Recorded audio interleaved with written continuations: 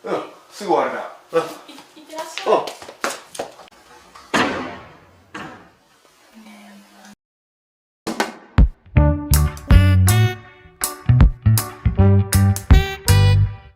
Selamat datang kembali di channel Berbagi Cara, wahai keluarga cendekiawanku yang baik hati dan tidak sombong.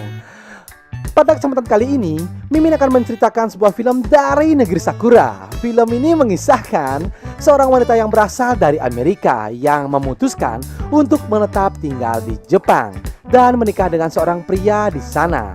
Akan tetapi, karena kebudayaan mereka yang berbeda, wanita ini malah membuat sang anak kerepotan untuk mengajarkan semua kebiasaan orang-orang Jepang kepadanya.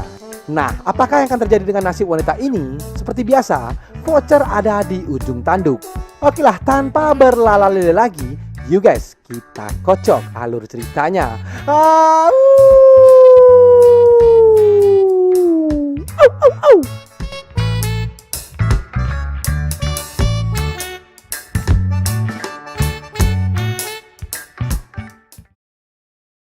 Di awal film, kita akan diperlihatkan sepasang suami istri yang diceritakan baru saja menikah dan kembali pulang menyusuri lorong rumah di mana tempat anaknya berada.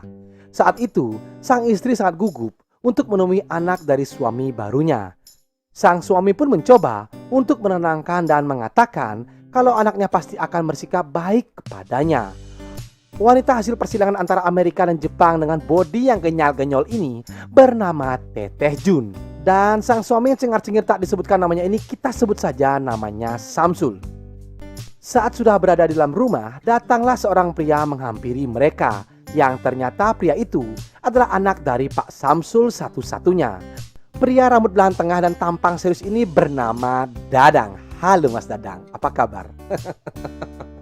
Setelah Pak Samsul memperkenalkan Teteh Jun dan bilang kalau ia adalah ibu barunya, Dadang pun langsung mengingat percakapan dengan sang ayah yang sebelumnya, yang meminta izin untuk menikah kembali. Di flashback masa lalu itu, Pak Samsul yang tahu kalau si Dadang anaknya selalu kesepian karena ditinggal wafat sosok ibu sedari kecil. Hal itu pun menjadi alasan kenapa Pak Samsul ingin menikah kembali, agar keluarga mereka bisa lengkap dengan adanya seorang ibu di tengah keluarga mereka. Meskipun sedikit kaget mendengar calon istri ayahnya yang berasal dari luar negeri, Dadang yang sangat sayang kepada ayahnya, dengan tangan terbuka ia pun memberikan izin kepada ayahnya tersebut dan mempersilahkannya untuk masuk. Tanpa diduga, ia pun mendapatkan ciuman hangat dari sang ibu dan menyadari kalau ternyata selama ini pipinya itu bau tai kucing. Merasakan efek samping dari racun yang diproduksi dari pipinya, si Dadang hanya bisa terdiam 1000 bahasa.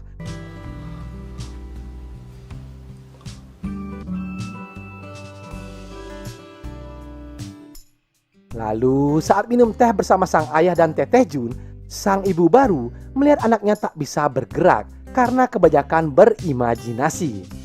Pak Samsul pun mengatakan kalau Dadang tak perlu malu karena Teteh Jun sekarang sudah resmi menjadi bagian dari keluarga mereka. Di samping bahasa Jepang yang sudah fasih, sang ayah pun bercerita kalau istrinya yang berasal dari Amerika itu juga sedang belajar tentang kebudayaan negara Jepang dan meminta kepada si Dadang untuk mengajarkan ibunya itu. Si Dadang yang kebingungan memikirkan dari mana ayahnya bisa mendapatkan istri secantik itu. Dadang pun hanya bisa mengantuk karena kemarin malam begadang bermain FF hingga larut malam. ちゃんと仲良くしてやってくれよ。頼むぞ。これなんだよ。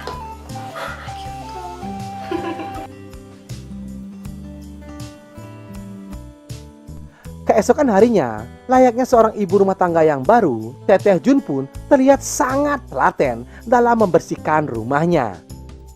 Si Dadang kebetulan lewat dan melihat bodi Mbak Jun yang gondala gandul seketika mengaktifkan mode tempur Johnny yes papanya. Ya, karena tahu ketahuan dan tidak tahan, Mas Dadang pun memutuskan untuk melarikan diri. Dasar pria lemah. Lalu saat sang ibu mengetahui hal itu, ia pun menghampiri si Dadang karena ingin menyelamatkan lele jumbo si Dadang yang mengamuk akibat kesurupan. Ternyata Mbak Jun mempunyai respon yang cukup cepat dan tersadar kalau si Dadang anaknya ini lumayan bisa dijadikan cemilan. Wah, enak itu ya.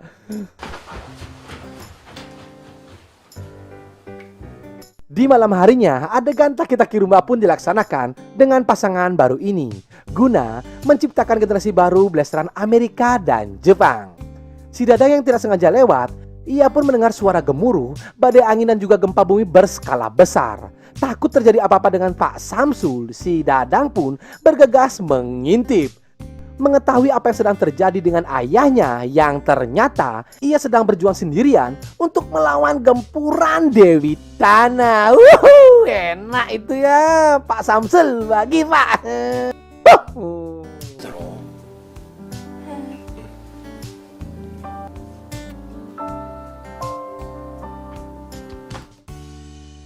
Singkat cerita, keesokan harinya saat sedang menghabiskan waktu minum teh bersama, Pak Samsul yang melihat Dadang anaknya yang masih malu-malu kucing di depan ibu barunya, ia pun berinisiatif menyuruh Dadang untuk ikut tidur bersama, sehingga dapat menjalin kebersamaan dengan ibu barunya. Nampaknya keputusan Pak Samsul penghancur Dewa Tanah itu berdampak buruk bagi dirinya.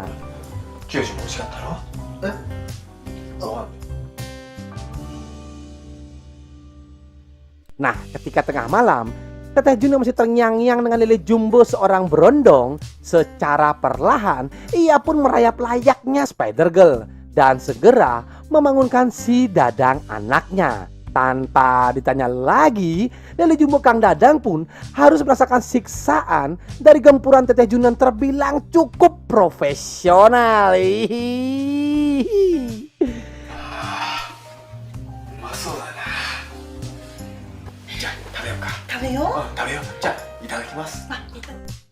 Keesokan pagi harinya, berhubung sudah merasakan getaran gempa 10 skala Richter yang dihantarkan oleh Teteh Jun, si Dadang pun dengan ikhlas dan lapang dada tidak mau menolak saat Teteh Jun meminta kembali sengkatan nilai jumbo si Dadang yang terbilang cukup perkasa.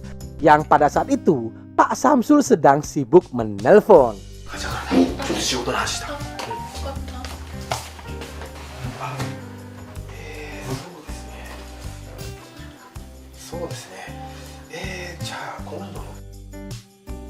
Dan film pun berakhir dengan Teteh Jun menghabiskan hari-harinya bersama si Dadang dengan secara diam-diam untuk beradu ilmu kanuragan. Enak itu Dadang.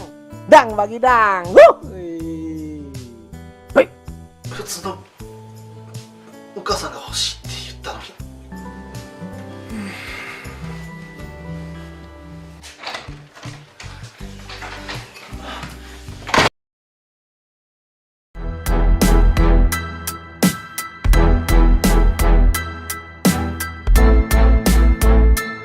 Oke guys, begitulah alur cerita film kali ini ya. Pesan moral yang bisa kita ambil pada video kali ini adalah hendaknya kita bisa cepat beradaptasi dengan orang lain walaupun dalam keadaan apapun agar terjalin hubungan yang harmonis. Oke lah, jika kalian senang dengan channel ini, silakan klik subscribe dan nyalakan loncengnya agar kalian tidak ketinggalan video terbaru dari channel ini. Mohon maaf jika saya ada salah kata. Saya undur diri. See you next video and adioso. Ikan hiu mangap-mangap. Thank you ngap. Woo!